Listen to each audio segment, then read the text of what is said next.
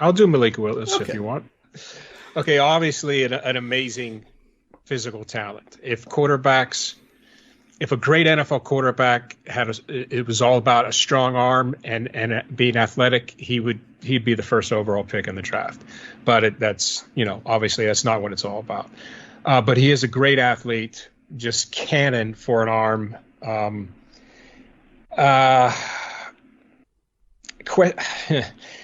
He has questionable decision making, to put it lightly. There were some plays that I watched. How many games I watched? I watched four of his games that I was shocked. When he has trouble in the pocket, he needs to learn to throw the ball away. He just never does that. He tries to make something happen because he is so athletic, and a lot of those times he ends up taking big losses because of it. He doesn't have good anticipation at all, but he gets away with it because he has such a strong arm. When he plays against quicker and faster DBs in the NFL, he will not get away with that. Mechanics are very inconsistent in the pocket. Footwork is not great in the pocket. He's kind of all over the place, but because he's so athletic, he makes it work. I just think that he did play behind a horrible offensive line, so we have to mention that because he was on the run a lot. I just think that it's one of those things where people are so enamored by this guy's arm strength and by his athletic ability that they're not really they're not looking at the big picture all the time. And I hope that Tomlin isn't enamored with this guy as much as I think he might be, because if we end up sitting at 20 and he drops to 20, then fine, take a chance on him, fine. But there's no way we need to trade up and get this guy. I think that'd be a huge mistake. So I'm out on him. Wow. I'm out as well. Whoa. He tries to do everything himself. He's clearly got something special, but he's selfish. He seems to want to make his own highlight tape better. Kets, than just did you not see take that video an of him open pass. helping? Did you not see that video of him helping the homeless guy on the corner? I think. Yeah, that was my 1 point in terms of his background check. But on a football field, he may as well play on his own. It's like if he could snap the ball to himself and then just try and run past defenders, I think he would. If he throws the ball, it's always got to be the hero ball. He challenges his receivers' catch radius probably too often. NFL safeties are going to have his number. They're going to be sending him Christmas cards. He's going to be the equivalent of what's the Browns guy that his name's gone out of my head. Johnny Manziel? No, the recent one. Baker Mayfield. No, the pass rusher. Sorry, I'm not making. Oh, Myles Garrett. Myles Garrett. How he does with like tombstones. There's going to be an equivalent of that, of just like all the safeties picking off Malik Willis. But wait, so Malik Willis is going to have the tombstones of all the safeties that picked him off? No, it'd be the other way around. But... All right. There's going to be one tombstone in every safety. Yeah. You get one read with this guy, if that, and level of competition. If he did it against Alabama, he'd have been killed. Okay. I'm getting a sense with these QBs, Kets, you're a bit of an all or nothing evaluator. Like you're either all positive or all negative. So what are his positives? Please tell us. The arm, when he throws it in the right direction. Running, when he does run, is brilliant if he starts in the right direction. But I am very in and out. He's got the highest potential ceiling of any of the quarterbacks, but he's also got the lowest floor by some distance. I don't think he's got football IQ. I don't think ball security is not great as well. Before anybody wants to run up, whether it's the Detroit Lions at 2 or the Steelers at 20, before you draft this guy, go and watch the Ole Miss tape. If that's QB1, then I'm going to watch a different sport. Well, because it all comes back, I think, to where he was 3 months ago, right? I remember Mike was on this show, I think in the playoffs at some point, and we were talking a little bit about this, and it was before I even knew all the names and stuff, and I mentioned Malik Willis. I was like, what do you think of this Malik Willis guy? And the conversation was that he was like a third-round pick. And the traits, as they often do, have vaulted him up and up and up until people are foaming at the mouth at, him throwing in underwear at his pro day. And he'll almost certainly end up being the first quarterback off the board, I think. And risky upside guy? Is he that tag? He is the risky upside guy. I totally agree. I think he's absolutely going to be an exciting pick. He's got the most upside. I think if you had to lean one direction or the other, I haven't seen enough in terms of his development and his fundamentals and his traits, and that worries me that he's going to be overdrafted. So it's a weird in and out one, because I wouldn't say I'm necessarily out on the player. I think he's got potential, and obviously you love the traits, but as that top 10 pick, and as Rich said, if you were looking at moving up, no, that's a hard out for me. So I'm going to go out. Okay. I'm in, but I'm against trading up for any of these guys. Okay. That's my position. My position is you have to. I'd actually, as far as Sam Howell goes, I'd be very interested in trading back to like the end of the first round, where you still get the 5th-year option on the guy, but you maybe pick up another third rounder or something, 4th rounder. I don't know, something. Get something else, because to take a guy at 20 is a real commitment. Taking a guy at 30, I think you could do that. I don't know, maybe someone wants to move up. But then again, QB is such a position where you have to take the guy, and if all these guys on the board, who do you take at 20? Maybe it is Malik Willis, because the upside is there, right? I mean, the one-liner I've got: exciting upside prospect, fantastic athlete with burst and agility, strong arm with nice deep ball.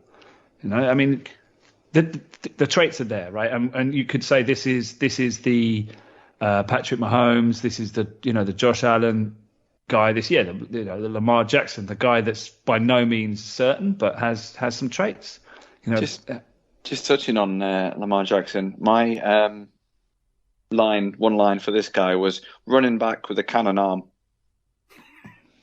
Yeah, but I mean, he's got a thicker frame than Lamar. He looks more durable, and he's got a thicker frame than Ridder as well. He's built like a running back rather than a wide receiver. So I think that's a plus in that column. What are you going to say, Si? Is Willis closer to Lamar Jackson or Jalen Hurts on the scale of?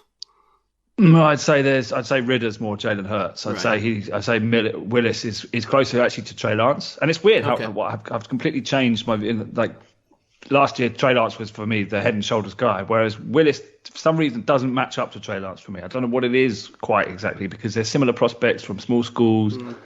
Similar traits, but something about Willis, I'm not in love with him.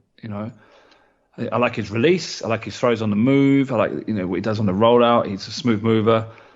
Got a nice zip on intermediate stuff. Can make the outside throws. I do like his pocket movement, but he definitely needs to extend his pocket climb and read through his progressions before he bails. That's a big thing. And he needs to get more judicious about when it is time and when it isn't time to make a play with his feet, right? I mean, that's just obvious from the tape. I think he's very slow at making his reads as well, and he invites pressure as a result. And I think even though it's funny because people look at that as a positive and they say, well, look at his escapability and look how he rolls out in the pocket. And it's like, it's only happening because it's taken him so long to get through his first read that he's got 2 guys in his face, and now all of a sudden he's scrambling around and the play's broke down. And I just worry that this is the kind of guy, and maybe Trey Lance is going to end up in this category because we don't know what's going on with Jimmy Garoppolo, who is going to be on the team for 3 years and still isn't starting, and we're kind of in a Jordan Love situation where we're saying, well, what's going on here? Like, is this guy going to get on the field in his rookie contract? I think I like him more than Jordan Love. Yes, yeah, I agree, I do as well. And that's the funny thing about him. I actually have him as the second quarterback, right? That's because of the traits and because of the upside, right? Yeah, it's there. Because these other guys, for all we can complain about Malik Willis, don't have that upside. So he is my number 2. Yeah, yes, there you go. Write that down. Yep. I'm definitely in. I mean, you see, it's easy to watch the highlight plays on him and get really excited, but you see the low light plays. I mean, there are error-ridden stretches where he just lacks touch, anticipation.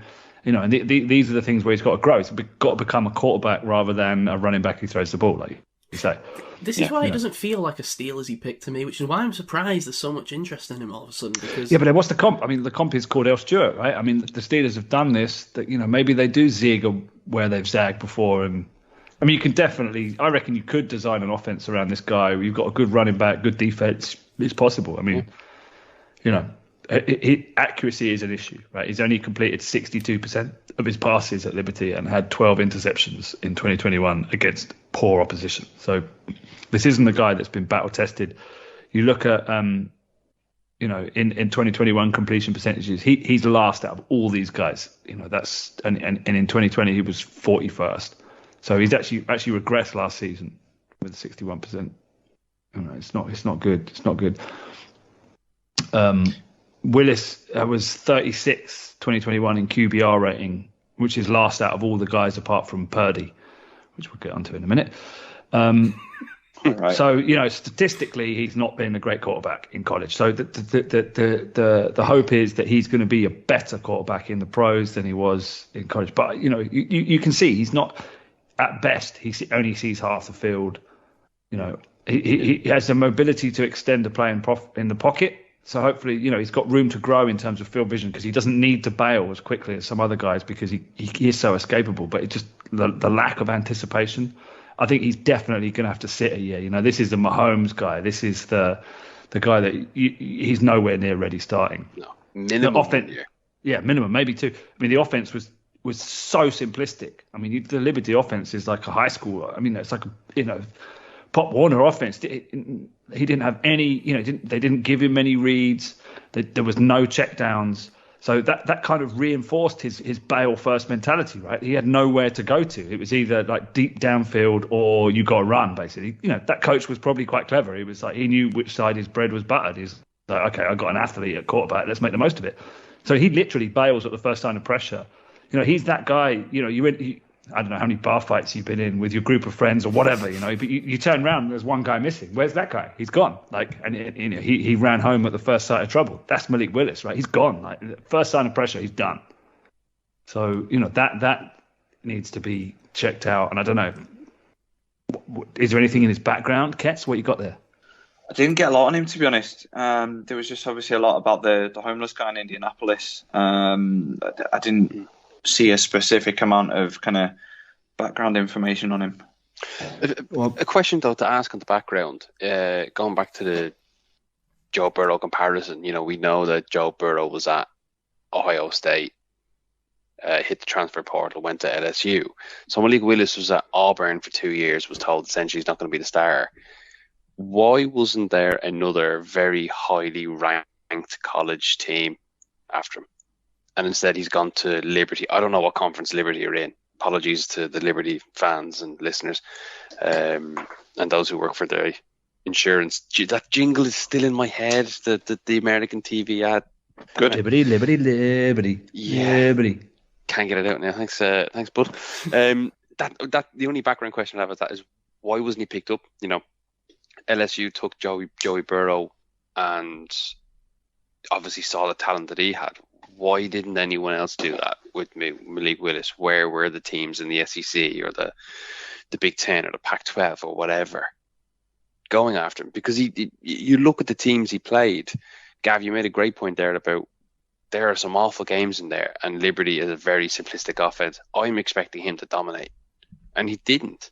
The one team he played in 2021 of note was Mississippi.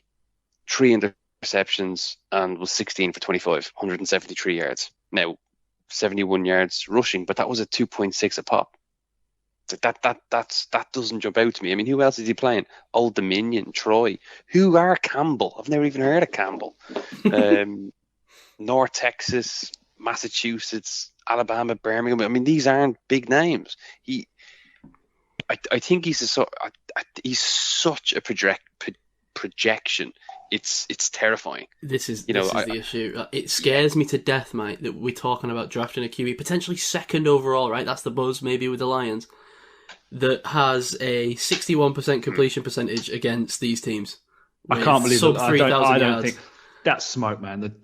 I mean, okay, put this on my tombstone. The Lions are not taking him at number 2. I'm sorry. I'm checking the odds. I hope they do. I think they they 7-2 yesterday it was. Lay that bet.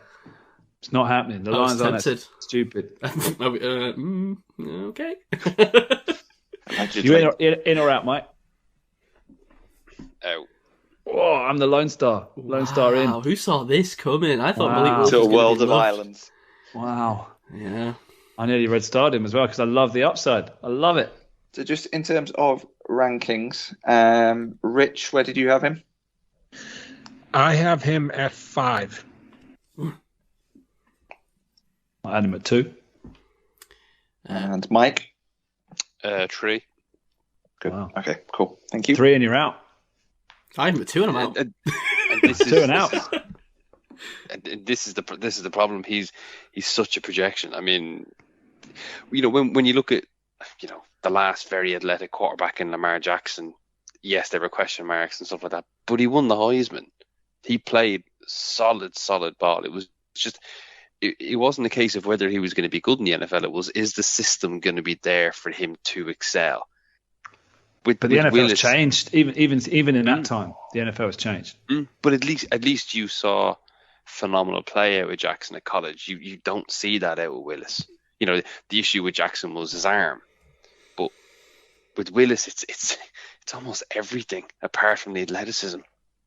And You do see the deep ball. You see the deep ball. Yeah, no, he's got a cannon, but that's not only going to get you so far. It's such a projection, and from the Steelers' perspective, the thought of using up draft capital to get him. Oh, that's right. We have enough holes in the team as it is, and we're missing a round 4 pick, or we're missing a middle of the draft round pick. Round 5. Oh, because the 4th was the comp. We got that in the comp pick, didn't we? I wouldn't be wanting to give any draft capital. No, I really definitely don't. I think drafting a QB when you trade up is a big mistake because then you don't have any picks around you to build a team around him. So you end up with a good QB with a bad team. What was that? Sorry, can I jump in with some breaking news? Go ahead. Mile High Stadium, in an ominous move, is currently on fire. Wow. Russ is cooking. Jesus That's quick, Mike. I got to give you that. That's quick. God, Mike. What's happened there then? Interesting. I don't know. Breaking news. Yeah, sorry, that's not really relevant to this, but just No, it's not really relevant in any way to anything, but it's happened. Does Malik Willis make the golden rules? I'm guessing no, but go ahead, Kets. He does not because where are we? Willis didn't start 30 games, only started 23. Didn't win 23 games, only won 17, and didn't start for 3 years. Okay. Well, we'll return to Malik Willis. That's interesting. Wasn't expecting. I was expecting to be the guy pulling you all back, but didn't expect to find myself in the Malik Willis fan club situation. Live by the sword, die by the sword. Interesting. I mean, I do think there's a reaction from that kind of Bills, Chiefs shootout playoff game. Everyone thinking we need a QB that can do the things that those guys are doing. And this guy in this draft class is the guy that's most capable of doing those things, right? You see it on the tape. The rollout throws, the off-platform stuff, the creativity. So I think that's where the hype comes from. I get that, but I kind of also think like the modern NFL, there's a lot of desperation from a lot of teams. Like, oh, quick, we need a quarterback. Most teams would have probably looked at, Baker Mayfield and gone, yeah, he's a league average quarterback. But everything's now quick, sell the house, sell the children, sell 14 years worth of draft picks. We need, one of these top guys that can come in and win us a Super Bowl tomorrow. There's no kind of sustainable building anymore. It's right, we're in a window to win the Super Bowl, throw everything at it. And the Rams did it last year and did it quite correctly, in fairness to them. But it seems that there's so many teams that are trying to manufacture a Super Bowl window when there isn't one.